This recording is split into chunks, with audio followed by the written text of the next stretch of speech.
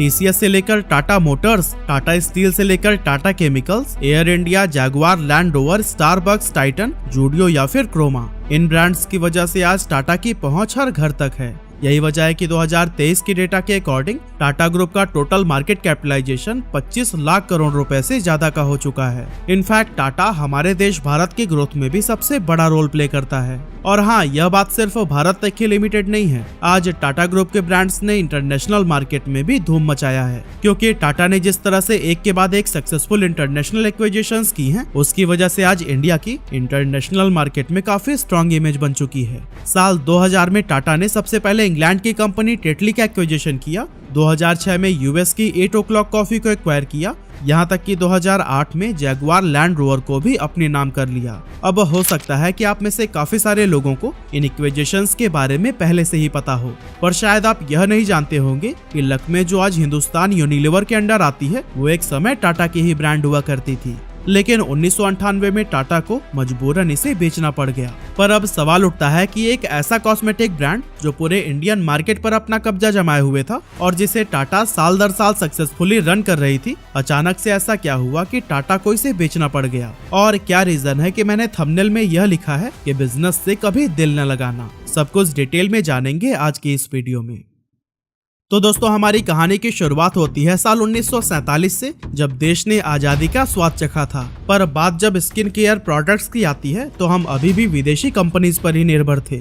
इन विदेशी cosmetic products को खरीदने के लिए भारत के अमीर लोग और खासतौर पर महिलाएं पानी की तरह पैसे बहाती थी, और ये स्टेप भारत की इकोनॉमी को कमजोर बना रहा था। इसके पीछे का रीजन बस यही था कि भारत के पास अपना खुद का कोई कॉस्मेटिक ब्रांड ही नहीं था। साथ ही आपको बता दो कि उस टाइम तक विदेशी कॉस्मेटिक प्रोडक्ट्स की कॉस्ट इतनी ज्यादा हुआ करती थी कि भारत का मिडिल एंड लोअर क्लास तो इन्हें खरीदने के भी नहीं सोच सकता था। अब जब उस टाइम के प्राइम मिनिस्टर पंडित जवाहरलाल नेहरू का ध्यान इस चीज की तरफ गया, तो वो समझ गए कि सिर्फ एक इंसान है जो कि देश को इस मुसीबत से बाहर निकाल सकता है, और वो थे जहांगीर रतनजी दादाभाई टाटा, यानी कि JRD टाटा। नेहरू जी ने तुरंत JRD टाटा को फोन मिलाया और उनके साथ एक मीटिंग फिक्स की। नेहरू जी ने JRD टाटा को पूरी प्रॉब्लम विस्तार से बताई और भारत में ही कोई कॉस्मेटिक ब्रांड शुरू करने की गुजारिश की, जिससे देश का पैसा देश में ही रह जाए और हमारी फॉरेन करेंसी भी फिजूल खर्च होने से बच पाए।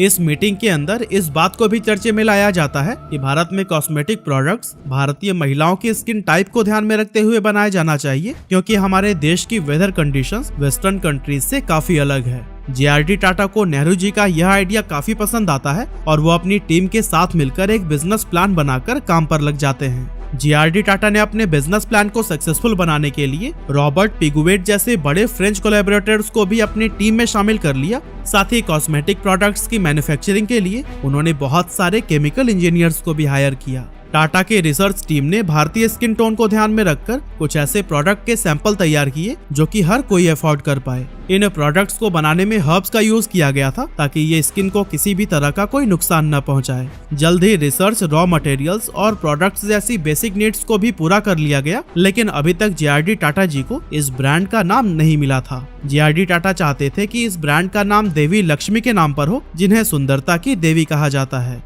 लेकिन प्रॉब्लम ये थी कि अगर यहाँ ब्रांड नेम के लिए एक बहुत ही कॉमन इंडियन नेम को लिया जाता है तो आगे चलकर पॉसिबिलिटी है कि वो इंटरनेशनल ब्रांड्स के साथ में कॉम्पिटिट न कर पाए।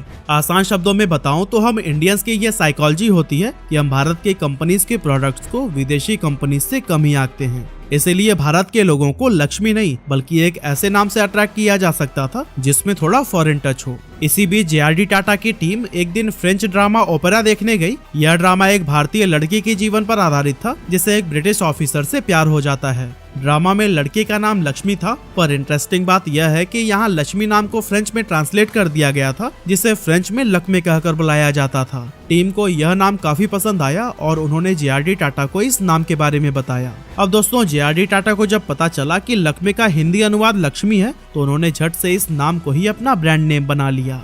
साल 1952 में लक्मे को officially Tata oil mills company की सब्सिडियरी कंपनी और भारत के अपने पहले कॉस्मेटिक ब्रांड के तौर पर लॉन्च कर दिया गया। और इस तरह से 1950 के दशक का वो ओपेरा ड्रामा भारत के सबसे बड़े कॉस्मेटिक ब्रांड का नाम बन गया। दोस्तों, लक्मे की शुरुआत मुंबई में पैडर रोड पर एक छोटे से किराए के बिल्डिंग से हुई थी, लेकिन अगले 5 सालों में ही इसका रंग महिलाओं पर ऐसा चढ़ा कि 1960 आते आते कंपनी को एक लार्ज कैंपस की जरूरत महसूस होने लगी। लक्मे के लॉन्च होने के बाद से भारत में फॉरेन ब्यूटी प्रोडक्ट्स का इंपोर्ट लगभग बंद सा हो गया, क्योंकि भारत के पूरे कॉस्मेटिक मार्केट पर लक्मे ने अपना पैर जमा लिया था। अब ये ब्रांड बनकर तैयार तो हो गया था और लोगों को ये काफी पसंद भी आ रहा था, लेकिन किसी भी ब्रांड को मैदान में लंबे समय तक टिके रहने के लिए और उसे बड़ा बनाते रहने के लिए उसकी डीप नॉलेज होनी काफी जरूरी होती है। और इसीलिए JRD टाटा जी ने लक्मे की जिम्मेदारी सिमोन टाटा को दे दी, जो कि रतन टाटा जी की स्टेप मदर हैं। और इस तरह से 1961 में सिमोन टाटा को लक्मे का मैनेजिंग डायरेक्टर बना दिया गया। एक्चुअली सिमोन स्विट्जरलैंड में पली बड़ी थी और उन्हें ब्यूटी और स्किन केयर प्रोडक्ट्स की अच्छी नॉलेज थी। सिमोन टाटा की सूझबूझ ने जल्दी लक्मे को नई बुलंदियों पर पहुंचा दिया, लेकिन लक्मे के लिए यहाँ तक का यह सफर इतना आसान नहीं था, क्योंकि 80 के दशक में इंडियन गवर्नमेंट ने देश में बने हर कॉस्मेटिक प्रोडक्ट पर 100% एक्साइज ड्यूटी लगाना शुरू कर दिया, जिसकी वजह से लक्मे को काफी नुकसान उठाना पड़ा और कंपनी के मार्जिन्स भी काफी कम होने लगे। अब इस प्रॉब्लम के सोल्यूशन के लिए सिमोन ने उस टाइम के finance minister doctor Manmohan Singh से मुलाकात की, जिसमें उन्होंने इस बात को रखा कि कॉस्मेटिक प्रोडक्ट डिजायरेबल प्रोडक्ट की कैटेगरी में आता है, ऐसे में इन पर 100% टैक्स कंपनी को सिर्फ और सिर्फ घाटे में ही लेकर जाएगा। और दोस्तों, इस बात पर मनमोहन सिंह ने सिमोन से कहा कि अगर आपको ऐसा लगता है कि ये 100% एक्साइज ड्यूटी सही नहीं है, तो फिर आप देश के और लोगों, इनफैक्ट महिलाओं से सिग्नेचर कराकर ले आइए, ताकि हम इस पर अपनी राय को बदल सकें। अब अपनी कंपनी को घाटे से बचाने के लिए सिमोन टाटा ने एड़ी चोटी का जोर लगा दिया और वो हजारों महिलाओं से सिग्नेचर कराकर भी लेकर आई। नतीजा ये हुआ कि अगले केंद्रीय बजट में सरकार को कॉस्मेटिक प्रोडक्ट्स पर लगने वाले एक्साइज ड्यूटी को कम करना पड़ गया। दोस्तों, सिमोन टाटा ही वह महिला हैं जिन्होंने पहली बार भारतीय महिलाओं को mascara, face powder, lipstick, foundation cream, compact nail polish और टोनर जैसे ब्यूटी व कॉस्मेटिक प्रोडक्ट से परिचय कराया था, जिसका रिजल्ट ये हुआ कि लक्मे दिन दूनी रात चौगुनी तरक्की की सीढ़ियां चढ़ने लगा। 1980 में लक्मे ने अपना पहला ब्रांडेड ब्यूटी सैलून खोला और 1982 तक सिमोन टाटा चेयरमैन के पद पर बनी रही। दोस्तों, लक्मे यूं ही इतनी बुलंदियों तक नहीं पहुंचा था। टाटा ग्रुप के द्वारा इसके लिए पूरा नेटवर्क तैयार किया गया था और बहुत सोच समझकर एक मार्केटिंग स्ट्रेटेजी बनाई गई। साथ ही इन कॉस्मेटिक प्रोडक्ट्स की कीमत भी काफी कम रखे गए थे। आज लक्मे के पास 300 से भी ज्यादा प्रोडक्ट्स हैं और 70 से ज्यादा देशों में ये ब्रांड उपलब्ध है। लेकिन अफसोस, आज इस कंपनी को टाटा ग्रुप नहीं बल्कि हिंदुस्तान यूनिलीवर ओन करता है। लेकिन दोस्तों, जिस कॉस्मेटिक ब्रांड को टाटा ने इतनी शिद्दत के साथ ग्रो किया था, आखिर उस ब्रांड को उन्होंने सिर्फ 200 करोड़ रुपए में बेच क्यों दिया? तो दोस्तों, वो कहते हैं कि एक बिजनेसमैन को अपने बिजनेस से इतना भी दिल नहीं लगाना चाहिए कि बात उसके घाटे पर उतर आए। और लक्मे को बेचना भी टाटा ग्रुप की इसी शानदार बिजनेस स्किल का एक एग्जाम्पल था। जिस समय लक्मे टाटा ग्रुप की झोली में था, तब ये उन्हें अच्छे प्रॉफिट्स दे रहा था, लेकिन टाटा ग्रुप को ये बहुत पहले समझ आ चुका था कि मार्केट में अब आगे काफी कंपटीशन आने वाला है और अगले कुछ समय में लक्मे उनके लिए सिर्फ और सिर्फ घाटे का सौदा साबित होगा। इसीलिए टाटा ग्रुप पहले तो 1996 में हिंदुस्तान यूनिलीवर को लक्मे के 50% शेयर बेचता है और फिर 1998 में 200 करोड़ की कीमत पर अपना बचा हुआ 50% भी हिंदुस्तान यूनिलीवर को बेचकर लक्मे से बाहर निकल जाता है।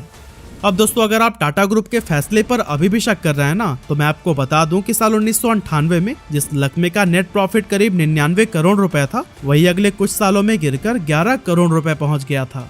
अब लक्मे को बेचकर टाटा को जो पैसे मिले थे, उसका यूज करके उन्होंने एक रिटेल कंपनी शुरू किया जिसका नाम ट्रेंट लिमिटेड है, जो कि आज के टाइम पर वेस्ट साइड, जूडियो और टेंट हाइपर मार्केट का ऑपरेशन देखती है। अगर बात वेस्ट साइड की करें, तो जब टाटा ने ट्रेंट लिमिटेड को शुरू किया तो उसी समय ब्रिटेन का एक ब्रांड लिटिल वुड, जिसकी भारतीय मार्केट में अच्छी खासी पकड़ थी, वो किसी खरीदार की तलाश में था। टाटा ने मौके का फायदा उठाते हुए लिटिल वुड को एक्वायर कर लिया और फिर बाद में उसका नाम चेंज करके वेस्ट साइड रख दिया। ट्रेंट ने वेस्ट साइड के स्टोर्स के लिए टायर 1 सिटीज के लोगों को अपना टारगेट बनाया और इंडिया के बड़े बड़े शहरों जैसे दिल्ली, मुंबई, बेंगलुरु में अपने स्टोर्स खोल दिए। प्रेजेंट टाइम की अगर बात करें तो आज वेस्ट साइड के 90 शहरों में 214 स्टोर्स खुल चुके हैं। अब यहाँ बहुत सारे लोगों के दिलो दिमाग में ये सवाल आ रहा होगा कि जब ट्रेंट लिमिटेड के पास वेस्ट साइड था तो फिर उसे जूडियो की जरूरत क्यों पड़ी? तो दोस्तों जैसा कि मैंने आपको अभी अभी बताया, ट्रेंट लिमिटेड ने वेस्ट साइड के स्टोर्स इंडिया के बड़े बड़े शहरों यानी कि टायर 1 सिटीज में खोल रखे हैं, क्योंकि इनका टारगेट अपर मिडिल क्लास और रिच लोग हैं, जो कि कपड़े और फैशन पर एक अच्छा खासा अमाउंट खर्च करने के लिए हमेशा तैयार रहते हैं। लेकिन वहीं अगर हम बात करें टायर 2 या फिर टायर 3 सिटीज के लोगों की, तो वहाँ मिडिल क्लास लोगों की संख्या सबसे ज्यादा है, जो कि फैशनेबल कपड़े तो पहनना चाहते हैं, लेकिन उसके लिए वो ज्यादा पैसे खर्च नहीं कर सकते। और दोस्तों इन्हीं मिडिल क्लास लोगों को ही अपना टारगेट बनाकर ट्रेंट ने ज़ूडियो की शुरुआत की।